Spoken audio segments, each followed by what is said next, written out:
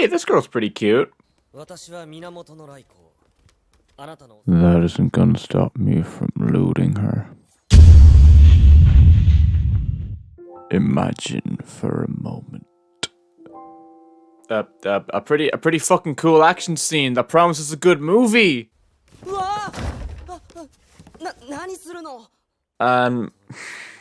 Oh god. So this is our main character, Wimpy McSimpy, who ruins any potential of an enjoyable film, from his screams that remind the viewer of a dying horse, to his character design that also reminds the viewer of a dying horse.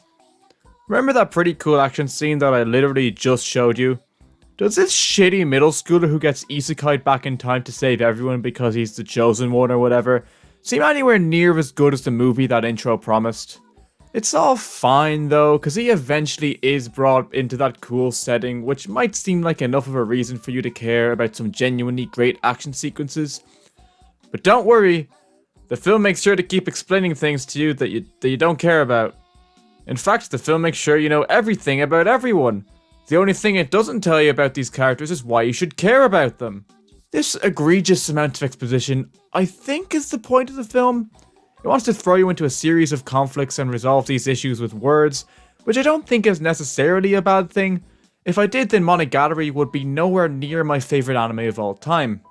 The difference between this film and Monogatari though is that Monogatari was built with conversation in mind, whereas Millennium Dragon feels like a fantasy action movie with some boring violence is bad arc thrown in to make it feel unique.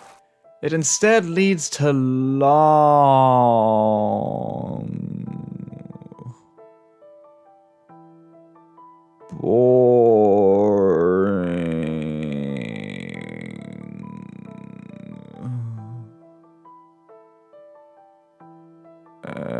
exposition.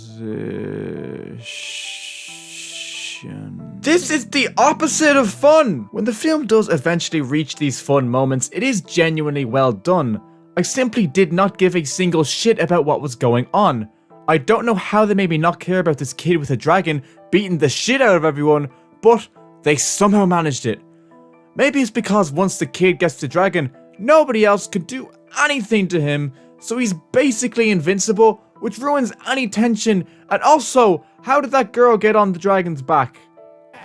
If you were to just isolate these brief segments of something, then the animation and OST alone would be enough to carry the film. Unfortunately, there's a whole other movie attached to these scenes that make sure to ruin any enjoyment that could be had. I genuinely feel bad for the talented staff behind these moments.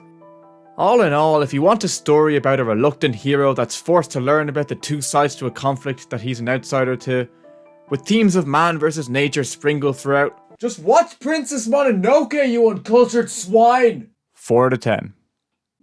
This video is the first in a series of daily uploads where I review some movies I missed over the last decade in the hopes of making the ultimate anime of the decade list. If you have any suggestions for any anime, film or TV released from 2011 to 2020, please tell me in the comments.